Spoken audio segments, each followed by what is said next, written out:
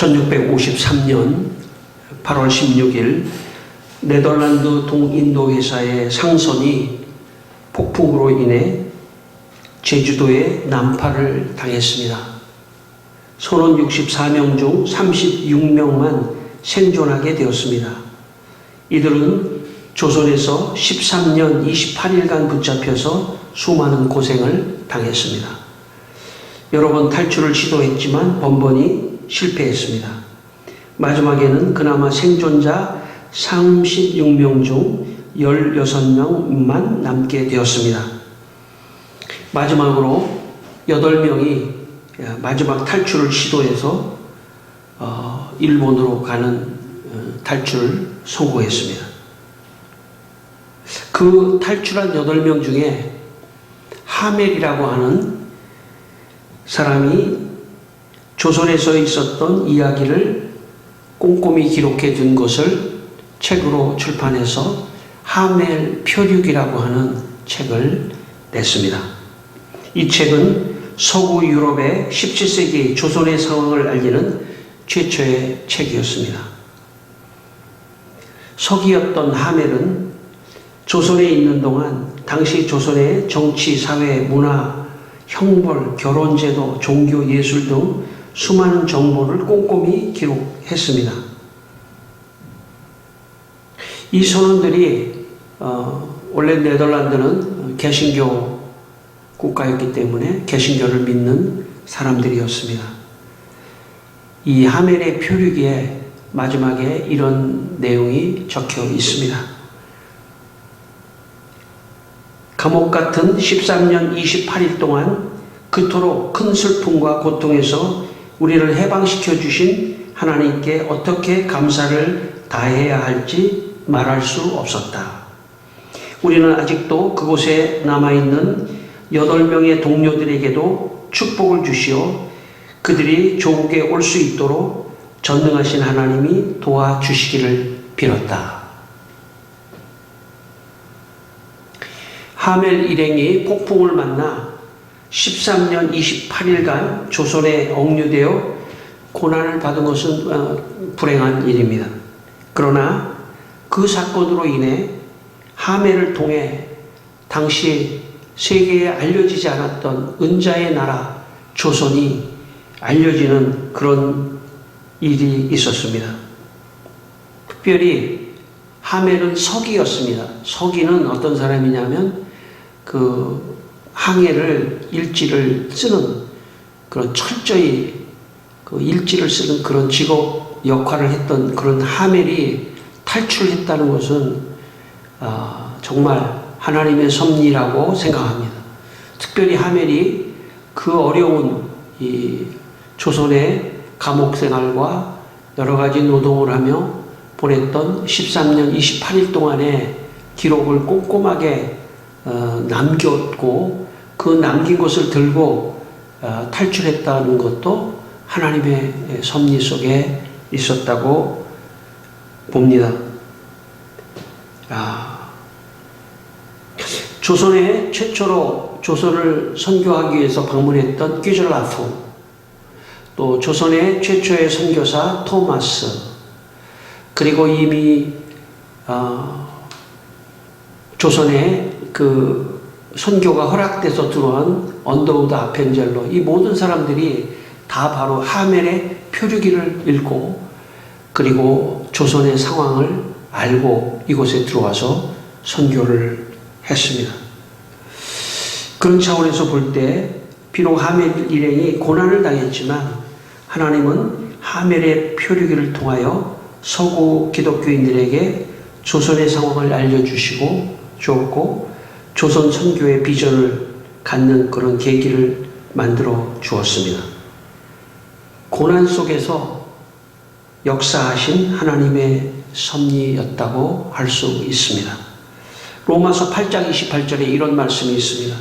우리가 알거니와 하나님을 사랑하는 자 곧 그의 뜻대로 부르심을 입은 자들에게는 모든 것이 합력하여 선을 이루느니라.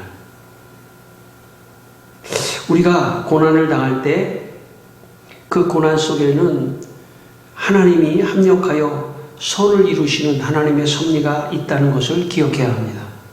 이 시간 여러분의 삶에 고난이 있더라도 그 고난 속에서 하나님은 더 큰 계획을 가지시고 섭리하기 위하여 역사하신다 하는 하나님의 섭리를 여러분 믿게 되시기를 바랍니다.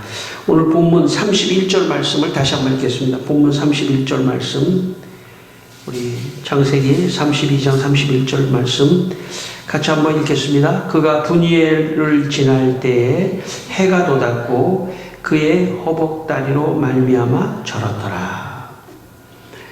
예, 이 말씀은 야곱이 이제 하란에서 외삼촌 댁에서 20년간 일을 하고 가족과 그리고 재물을 많이 얻어서 이제 고향으로 돌아가야 하는 어떤 그런 상황입니다. 고향으로 돌아가다가 이제 마침내 고향 앞에까지 왔는데 문제는 뭐냐면 20년 전에 자기가 형을 속이고 장자권을 빼앗았던 또 축복권을 빼앗았던 그것 때문에 형이 20년 동안 참 야곱을 죽이려고 하는 그런 마음을 가지고 있었기 때문에 고향에 참 들어가기가 어려운 어떤 그런 순간까지 오게 됐습니다. 그래서 야곱이 야곱 나루에서 하나님께 기도하면서 하나님 이 문제를 해결해 주십시오. 그리고 여기 본문에 읽지 않았습니다만 천사와 야곱이 씨름을 하는 가운데 야곱이 허벅다리 관절을 천사가 칩니다. 허벅지 관절을 쳐서 야곱이 여기 보니까 허벅다리로 말미암아 절었다 31절에 나오지 않습니까? 밤새도록 천사와 씨름하다가 허벅지 관절을 이 천사가 치는 바람에 걸을 수가 없게 됐던 것입니다.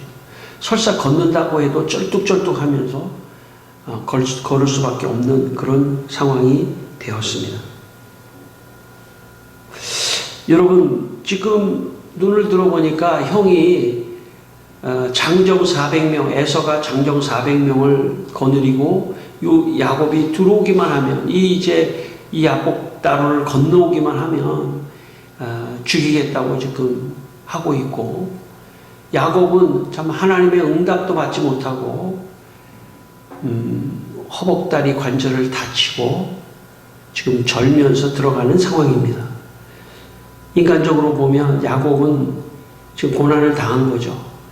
마지막에 정말 이제 형에게 죽는 일만 남았습니다. 형에게 죽는 일만 남은 야곱. 여러분 이제 야곱의 인생이 형에게 달려있고 또 그런 정말 마지막에 다치고 고난을 당하는 그런 어떤 어려움 속에 지금 야곱이 처해 있습니다. 제가 부목사를 함께 하고 있었던 어느 목사님이 갑자기 아파서 대수술을 큰 수술을 하게 됐습니다. 정말 죽을 그런 어떤 상황이었었는데 하나님의 은혜로 살았습니다. 그리고 그 목사님이 살아서 이런 말씀을 하셨습니다. 제가 지금도 기억하는데 그 목사님이 만약 내가 이 건강이 회복된다면 참 하나님이 건강을 주시는 것만큼만 내가 일하겠다. 그런 얘기를 하셨습니다. 그분 원래 굉장히 겸손하신 분인데 아프고 나니까 더 겸손해지신 거예요. 하나님이 건강을 주시는 것만큼 욕심 부리지 않고 건강을 주시는 것만큼만 내가 일하겠다. 그런데 건강이 점점 회복되면서 그 목사님이 동구권으로 선교사로 떠났습니다. 참 선교사로 떠날 수 있는 체력이 아닌데 어쨌든 선교사로 떠났습니다. 그리고 일정 기간 선교의 사역을 잘하고 또 다른 또 외국에 가서 한인교회를 또 맡아서 또 목회도 하시고 또 국내로 들어와서 기존교회에 또 맡아서 또 목회도 또 잘 하시고 또 지금은 또 새로 개척을 또 하셔가지고 목회를 하고 계십니다. 제가 그분을 볼 때 이런 생각이 들었습니다. 그분에게 고난은 오히려 하나님 앞에 더 겸손하게 또 자기가 할 수 있는 것만큼 하려고 하는 그런 마음을 주신 사건이기 때문에 그 고난도 하나님의 섭리 속에 있었다 하는 그런 생각을 하게 되었습니다. 우리는 누구나 사실 고난당하는 것을 원하지 않습니다.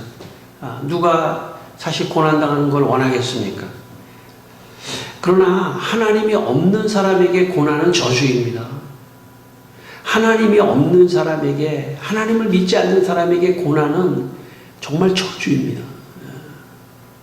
그러나 반대로 하나님을 믿는 사람에게 고난은 오히려 축복의 통로가 될 수 있습니다. 고난은 하나님의 축복의 문을 여는 첫 번째 관문일 수가 있습니다. 왜냐하면 고난 속에서 하나님을 기억하게 되고 하나님께 매달리게 되고 고난 속에서 자기를 더 낮추게 되고 고난 속에서 자기를 더 돌아보게 되고 고난 속에서 하나님을 의지하게 되기 때문에 고난은 믿는 자에게 있어서는 축복의 관문일 수가 있습니다. 여러분 잘 아시는 시편 119편 71절에 고난당한 것이 내게 유익이라. 이로 말미암아 내가 주의 율례들을 배우게 되었나이다 라고 말씀합니다. 고난당한 것이 내게 유익이라. 여러분 고난당한 것이 어떻게 유익일 수 있겠습니까? 그러나 하나님이 없는 사람에게는 고난당하는 게 유익이 아니지만 하나님이 있는 사람에게는 고난당하는 것이 유익입니다. 왜냐하면 그걸 통해서 하나님의 윤리를 배우고 하나님을 더 가까이 알게 되고 하나님을 더 의지하게 되기 때문에 그렇습니다. 하나님이 함께하는 사람에게 고난은 하나님의 섭리 속에 있기 때문에 그 고난이 유익이고 하나님의 선물일 수 있습니다. 이 시간 여러분 모두 여러분의 삶에 고난만 보지 마시고 그 고난을 통하여 역사하신 하나님의 축복을 바라보시는 여러분 되시기를 바랍니다. 16세기 프랑스의 종교개혁자 존 칼빈은 하나님의 섭리에 대해서 이렇게 말했습니다. 만약 어려운 일이 발발한다고 하더라도 하나님의 종은 있는 곳에서 마음을 들어 올려 위에 계신 하나님을 앙망할 것이다. 왜냐하면 하나님의 손은 우리의 마음의 인내와 평온한 마음의 절제를 최대한 효과적으로 각인시켜 주기 때문이다.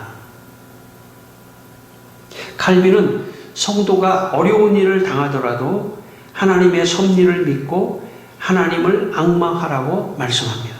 예레미야 29장 11절에 여호와의 말씀이니라.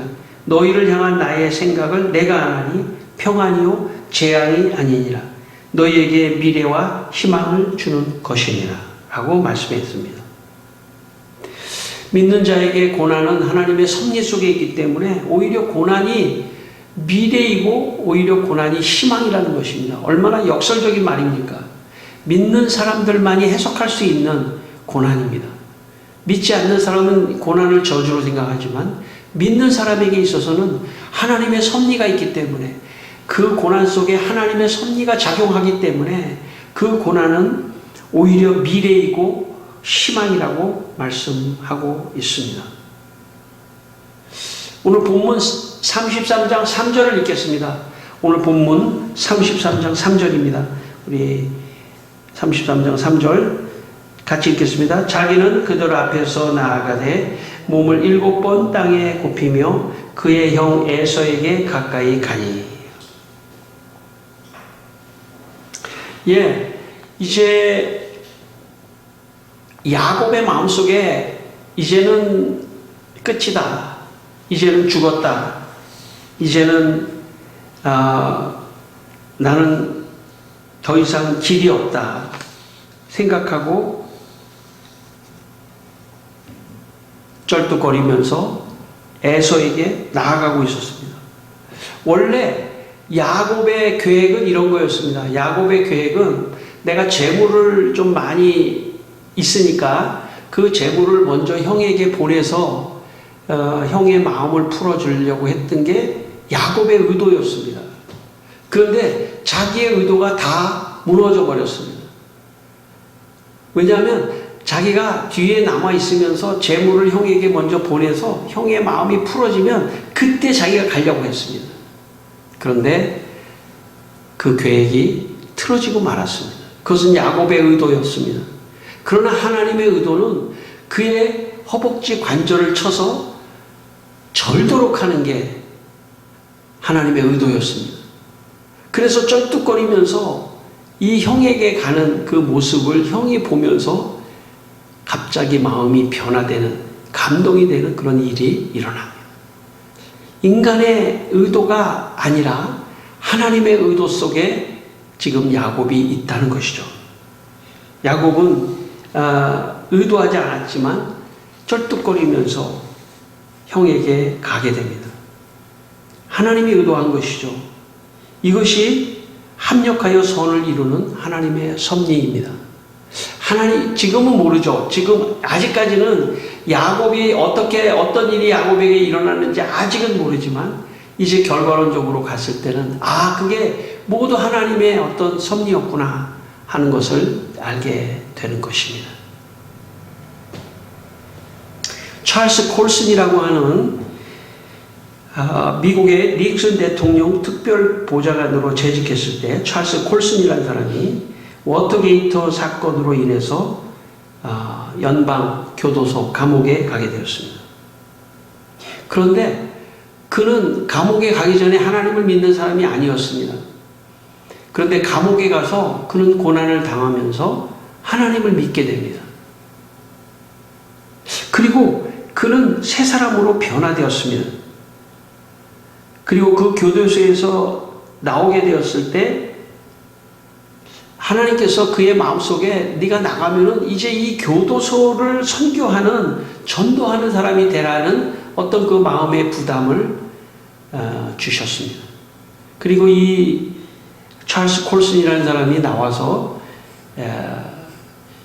그 교도소 선교를 하게 됩니다. 찰스 콜슨의 자서전에 보면 이렇게 그가 말했습니다. 내가 교도소에서 출감한 지 20년이 되었다. 나는 그날을 마치 어제처럼 생생하게 기억하고 있다. 나는 내 개인적인 변호사 일과 사생활로 돌아가고 싶었다. 그러나 하나님께서는 아주 다른 것을 염두에 두고 계셨다. 교도소에서 나온 지 얼마 되지 않아 나는 내 삶을 교도소 사역에 바쳐야 한다는 거역할 수 없는 확신이 들었다. 이제 이 선교회는 69개국의 지부를 가지고 있고 미국에만도 4만 5천 명이 넘는 교도소 선교회 자원봉사자들이 죄수들과 그 가족들에게 복음을 전하고 있다. 여러분, 찰스 콜슨이 감옥에 갈 때 그는 고난을 당했죠. 그는 고난을 당하면서 이게 어떻게 된 일인가 그렇게 생각할 수도 있는 것이죠. 그러나 하나님의 섭리로 보면 하나님께서 그가 감옥에 가게 하고 그리고 거기서 예수를 잘 믿게 하고 그리고 그가 나와서 교도소 선교를 하게 하고 하는, 그래서 엄청난 사람들이 선교를 받고 전도가 되는 그런 놀라운 계획을 하나님이 가지고 계셨다는 것입니다. 이것이 하나님의 섭리입니다. 그래서 우리가 짧게 보면 내가 고난을 당하는 것이 참 너무 힘들고 어려울 수 있지만 그러나 그 고난을 통하여 하나님의 뜻을 이루시려고 하는 하나님의 넓은 뜻을, 섭리를 우리가 관찰한다면 우리는 그 고난을 이길 수가 있는 것입니다. 그러므로 우리 믿는 사람들은 오늘 내게 있는 이 고난은 장차 하나님의 섭리를 이루시려고 하는 축복의 시작이다 이렇게 생각하고 그 고난을 긍정적으로 해석하고 적극적으로 그 고난을 이겨나갈 수 있는 그런 믿음이 우리에게 있어야 될 줄 믿습니다. 마지막 4절입니다. 33장 4절 말씀, 33장 4절 말씀입니다. 같이 읽겠습니다. 에서가 달려와서 그를 맞이하여 안고 목을 어긋 맞추어 그와 입 맞추고 서로 우니라. 예. 여러분, 야곱이 땅에 7번 땅에 굽히며 걸어갔습니다. 아마 야곱의 마음속에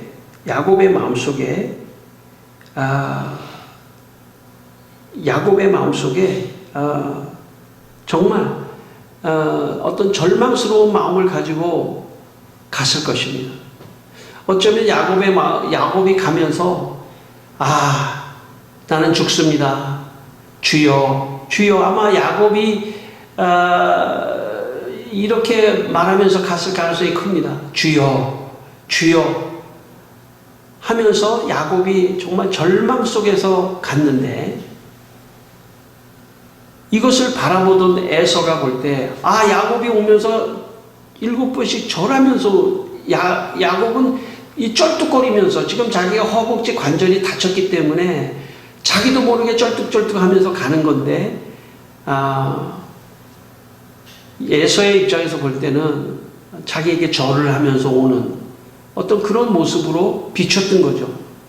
그랬더니 에서가 너무나 감동을 받고 가서 끌어안고 우는, 20년 동안 풀리지 않았던 어떤 그 응어리와 20년 동안 죽이고, 야곱을 만나기만 하면 내가 죽이겠다고 하는 그런 마음을 가졌던 그 마음이 한순간에 풀어지게 됐습니다. 만약 야곱이 자기가 재물을 형에게 주어서 그것을 풀려고 했었다면 풀리지 않았을 겁니다. 다시 말하면 야곱이 의도해서 푼 것이 아니라 하나님이 의도해서 풀렸다는 것이죠. 고난을 줘서 힘들게 해서 쩔뚝거리게 해서 절을 하는 것 같이 모양을 만들어서 결국은 에서에게 갔더니 에서가 그 모습을 보고 감동을 받고 같이 우는 이런 역사가 일어났다는 것이죠. 하나님의 섭리 속에 있을 때 모든 문제가 해결된다는 그런 뜻입니다. 하나님께서 해결해 주셔야 해결되는 겁니다. 인간이 해결하려고 해서 해결될 수 있는 것이 아니고 하나님이 해결해 주셔야 해결이 될 수 있다는 것입니다. 온누리교회 하영조 목사님의 젊은 날, 23살의 젊은 하영조는 폐병으로 참 죽음 앞에 서 있었습니다. 그때 그가 요양원에서 일기를 써놨는데 그 일기의 한 대목을 제가 한번 읽어보겠습니다. 그 일기에 이런 내용이 나옵니다. 주님의 심장을 뜨겁게 사랑하게 하소서. 주님, 가난하게 살아도 좋습니다. 무명의 촌에서 아무 명예도 권세도 자랑도 칭찬받음도 없이 살아도 좋습니다. 나는 사랑하지 않고는 살 수 없게 해 주소서. 주님을 이야기하고 그 피를 전하지 않고는 살지 못하게 하소서. 일생을 내 입은 주님을 노래하렵니다. 내 숨소리는 거칠어도 내 몸은 저려오고 끝은 떨려도 나는 기다린다. 내 주위의 사람들은 나를 얻지 못한다. 내 눈은 하늘을 향해 있고 내 마음도 하늘을 향해 있다. 그 눈 속에 비가 내리는 것처럼 주님의 은총은 그 어디인가 숨어 있다. 충혈된 나의 눈은 애처로이 찾고 있다. 23살의 젊은 하영조, 그는 폐병의 죽음 앞에서 하나님만을 바라보고 하나님만을 갈망하고 하나님의 도우심을 구했습니다. 여러분, 그 이후에 하영조는 하나님께서 치유해 주셔서 나와서 정말 미친 사람처럼 그 은혜에 감사해서 복음을 미친 사람처럼 전하다가 하나님 앞에 갔습니다. 엄청난 사역을 감당했습니다. 여러분, 그 고난 하나만 보면 저주같이 보일 수 있었지만 참 그 고난을 통해서 하나님을 더 갈망하고 하나님을 더 의지하고 하나님 앞에 더 나아가는 그 고난을 하나님께서는 오히려 사용하셔서 그의 훗날의 인생을 더 아름답게 만드시는 놀라운 역사가 있었던 것입니다. 오늘 야곱, 만약 그가 야곱 강가에서 정말 더 의기양양했다면 그는 뒤로 물러서고 형에게 재물을 보내고 형이 만약에 이 재물을 받지 않는다면 어쩌면 형을 죽였을지도 모릅니다. 의기양양한 야곱. 그렇지만 그게 아니라 하나님께서 야곱에게 오히려 고난을 줘서 그를 더 겸손하게 만들고 더 낮추니까 하나님께서 결국은 에서와 야곱이 화해하는 그런 역사를 이루어 주셨던 것입니다. 성도 여러분, 여러분의 삶 속에 하나님의 섭리 속에 있는 고난은 축복의 전조입니다. 이제 고난당하는 성도가 할 일은 오직 하나님을 바라보고 의지하는 것입니다. 곧 머지않아 하나님의 섭리 속에서 고난이 변하여 축복이 되는 날이 오게 될 것입니다. 이 시간 하나님의 섭리가 여러분들의 인생을 축복해 주시기를 주의 이름으로 축원합니다. 기도하겠습니다. 다 같이 한번 기도하시겠습니다. 기도하실 때 하나님, 내게 있는 고난, 주님 더 멀리 보면 또 하나님의 섭리로 보면 축복입니다. 내게 있는 고난이 하나님의 축복인 것을 알게 하여 주시오. 주여, 이 고난을 잘 견디고 이기고 이럴수록 더 하나님을 의지하고 기도하고 하나님께 나아가는 성도가 될 수 있도록 도와주시옵소서. 오늘도 주님이 이 성도들의 삶 속에 고난에 절망하지 않게 하시고 고난 속에서 일어나 나갈 수 있도록 도와주시옵소서. 하나님 아버지, 우리 성도들의 고난에 함께 하시고 하나님의 섭리 속에서 고난이 변하여 축복이 되는 날이 곧 오게 하여 주시옵소서. 예수님의 이름으로 기도드립니다. 아멘.